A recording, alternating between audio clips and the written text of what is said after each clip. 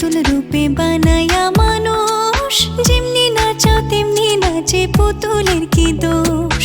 ছায়াবাজি পুতুল রূপে বানায়া মানুষ, যেমনি নাচাও তেমনি নাচে, পুতুলের কি দোষ। যেমনি